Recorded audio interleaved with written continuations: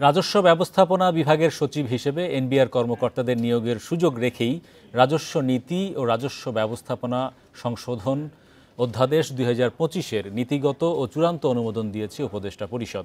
বৃহস্পতিবার উপদেষ্টা পরিষদের বৈঠকে এ অনুমোদন দেয়া হয়। রাজধানীর ফরেন সার্ভিস একাডেমিতে আয়োজিত সংবাদ সম্মেলনে প্রেস সচিব জানান, জাতীয় রাজস্ব বোর্ড এনবিআর ভেঙে যে দুটি বিভাগ করা হচ্ছে, সেখানে রাজস্ব নীতি বিভাগের প্রধান বা সচিব হিসেবে যে কোনো ক্যাডারের কর্মকর্তারা নিয়োগ পাবেন। এক্ষেত্রে যোগ্যতা, অভিজ্ঞতা ও ন্যায্যতার ভিত্তিতে এই নিয়োগ দেওয়া হবে।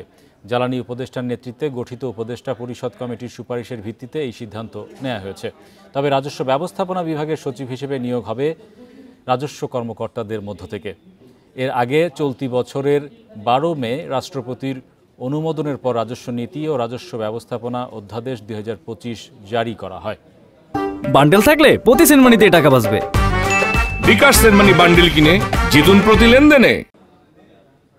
আরেকটা বলছেন যে ৪০,০০০ কোটি টাকা আপনি পরে কতগুলো মামলা থেকে কত এই যে দুইটা যে উইং করা হলো এনবিআর এর, এই দুই উইং এর যারা প্রধান হবেন তাদেরকে নেওয়া হবে হচ্ছে যোগ্যতা, অভিজ্ঞতা এবং ন্যায্যতার ভিত্তিতে, এবং তাদের কম্পিটেন্স বিচার করে যে কোনো ক্যাডার থেকে নেওয়া হবে। এ বিষয়ে বিস্তারিত আলোচনায় আমাদের সঙ্গে বার্তা কক্ষ থেকে যুক্ত হচ্ছেন সহকর্মী তাহিদ রানা। তিনি নিয়মিত এনবিআর এর খবরাখবর আমাদেরকে সরবরাহ করে থাকেন। তাহিদ, আমরা যেটা দেখছিলাম যে এর আগে কিন্তু রাজস্ব নীতি এবং ব্যবস্থাপনা বিভাগ আলাদা করে একটি অধ্যাদেশ জারি করা হয় রাষ্ট্রপতির অনুমোদন ক্রমে। তারপরই আমরা এনবিআর কর্মকর্তাদের এক অংশের কিন্তু বড় ধরনের আন্দোলন আমরা লক্ষ্য করি। সেখান থেকে পরবর্তীতে আরেকটু সংশোধন করে এবারে যে অধ্যাদেশ চূড়ান্ত করা হলো, গুণগতভাবে কোথায় পার্থক্য দেখছেন? এর ফলে রাজস্ব আদায় এবং নীতি গ্রহণে কার্যক্রম কতটুকু গতিশীল হবে? হ্যাঁ, ধন্যবাদ আপনাকে। তার আগে বলে রাখি যে এই রাজস্ব অধ্যাদেশটি যখন চূড়ান্ত অনুমোদন হয় উপদেষ্টা পরিষদে, এবং তখনই আমরা কিন্তু এনবিআর কর্মকর্তা কর্মচারীদের সঙ্গেও কথা বলেছি। তারা যেমনটা বলছেন যে এটিতে তাদের মধ্যে একটি তারা সন্তোষ প্রকাশ করেছেন, এবং তাদের মধ্যে যে একটি স্বস্তি, সেটি স্বস্তি বিরাজ করছে। কারণ তারা যে প্রথমে যে যখন এনবিআরের সংশোধনী এনে যখন প্রজ্ঞাপন জারি করা হয়, তখন তাদের মধ্যে একটি ক্ষোভ কিন্তু ছিল। বিশেষ করে এনবিআরের যে নীতি এবং ব্যবস্থাপনা বিভাগ, এই দুটি বিভাগই আসলে প্রধান কে হবেন সেটি নিয়ে কিন্তু একটি বিতর্ক ছিল, এবং এনবিআর কর্মকর্তা কর্মচারীরা সেই পদে কে থাকবেন সেটিকে কেন্দ্র করে, এবং সেটিতে তাদের এনবিআরের কর্মকর্তা কর্মচারী যাদের ২০ বছর পর্যন্ত অভিজ্ঞতা আছে, সেই সব কর্মকর্তা কর্মচারীদেরকে এই দুই বিভাগের প্রধান করার কিন্তু তার একটা দাবি কিন্তু ছিল। সেই জায়গা থেকে যদি বলি, তারা কিন্তু ১২ মে যখন অধ্যাদেশটি জারি হয়, তখনই কিন্তু তারা একটি আন্দোলন এবং প্রতিক্রিয়া তারা কিন্তু দেখিয়েছে। ফলে পরবর্তীতে এটি আবার সংশোধনী আনা হয়েছে, এবং সেটি আজকে চূড়ান্ত সংশোধন হয়েছে, এবং হয়তো দু একদিন পরেই সেটি হয়তো আমরা দেখতে পাবো যে প্রজ্ঞাপন আকারে জারি হবে। তো সেক্ষেত্রে তাদের মধ্যে একটি স্বস্তি দেখা দিয়েছে, যেহেতু এনবিআরের ব্যবস্থাপনা বিভাগে তাদের কর্মকর্তা কর্মচারীদের পক্ষ থেকে হয়তো এখানে তারা নেতৃত্বে আসবেন, এবং নীতি বিভাগ থেকে সেখানে স্বচ্ছতা এবং যোগ্যতার ভিত্তিতে এবং ন্যায্যতার ভিত্তিতে লোক নিয়োগ করা হবে।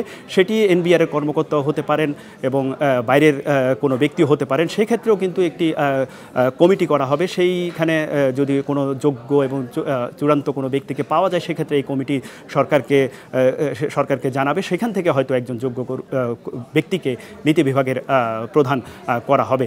ফলে এনবিআর কর্মকর্তা কর্মচারীদের যে আন্দোলন এবং যে প্রেক্ষিতে তারা আসলে প্রতিবাদটি জানিয়ে এসেছিল, সেই জায়গা থেকে তারা আসলে এখন পর্যন্ত সন্তোষ প্রকাশ করেছেন, এবং তাদের যে শঙ্কা ছিল যে অন্যান্য বিভাগ থেকে যে এই দুটি বিভাগে যদি প্রশাসন ক্যাডারের লোক দিয়ে আসলে পরিচালিত করা হয়, সেক্ষেত্রে রাজস্ব আহরণের যে গতি, অতীতের মতো যে মন্থর গতি ছিল, সেটি আগামীতেও অব্যাহত থাকবে, এমনটা কিন্তু শঙ্কা কিন্তু এনবিআরের কর্মকর্তা কর্মচারীদের মধ্যে ছিল। ফলে তারা কিন্তু আন্দোলনে নেমেছেন। শেষ পর্যন্ত আমরা দেখেছি তাদের আন্দোলন এতটা চূড়ান্ত পর্যায়ে গিয়েছে, যেখানে আমাদের রাজস্ব বিভাগের কার্যক্রম কিন্তু বন্ধ হয়ে গিয়েছিল। সারা দেশের শুল্ক স্টেশন, বন্দর সব কিছু কার্যক্রম বন্ধ রেখে তারা একটি শাটডাউন কর্মসূচি পালন করেছেন। ফলে সরকারের বিপুল পরিমাণ কিন্তু রাজস্ব পর্যন্ত হারাতে আমরা দেখেছি, এবং সরকারের পক্ষ থেকেও ব্যাপক একটি ক্ষোভ প্রকাশ হয়েছিল। জানতে চাই সেটা হচ্ছে যে এই যে রাজস্ব নীতি এবং ব্যবস্থাপনা বিভাগ আলাদা করা হলো, এর মাধ্যমে রাজস্ব আদায়ে কতটুকু গতি আসবে? বলা হচ্ছে যে আমরা অতীতে দেখেছি যে বিভিন্ন সময়ে অনিয়ম ছিল,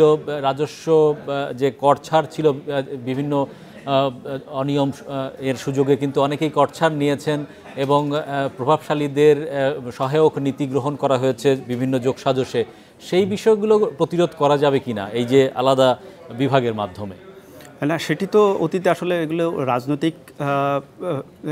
রাজনৈতিক প্রভাব কিন্তু এই এনবিআরে কিন্তু ব্যাপক ছিল। আমরা দেখেছি প্রশাসন ক্যাডারের লোকজন যখন এখানে নিয়োগ হতেন তাদেরকে দিয়ে বিভিন্ন মহল, ব্যবসায়ী মহল সহ বিভিন্ন স্তরের লোকজন তাদের সুবিধা আদায়ের ক্ষেত্রে বিভিন্ন এসআরও জারি করে তারা ব্যবসায়িক সুযোগ সুবিধা কিন্তু নিয়েছেন এবং সেই ক্ষেত্রে সরকার কিন্তু বিপুল পরিমাণ রাজস্ব কিন্তু হারিয়ে থাকেন এই ক্ষেত্রে। তো সেই জায়গা থেকে যেখানে এনবিআরের কর্মকর্তারা তারা যে রাজস্ব আদায়ের যে কৌশল এবং কলা কৌশল তাদের যে আয়ত্তে আছে সেটি তারা আসলে তাদের দক্ষতা এবং যোগ্যতা দিয়ে যখন এইখানে তারা প্রতিফলন ঘটাবেন, ফলে রাজস্ব ফাঁকি এবং বিশেষ মহলের যে সুবিধা দেওয়ার যে জায়গাটি সেই জায়গাটি আসলে সংকুচিত হয়ে যাবে। ফলে এনবিআর কর্মকর্তারা তাদের যে স্বাধীনভাবে যে কাজ করার যে জায়গা সেটি কিন্তু এখন তৈরি হয়েছে, এমনটা কিন্তু তারা আমাদেরকে জানিয়েছে।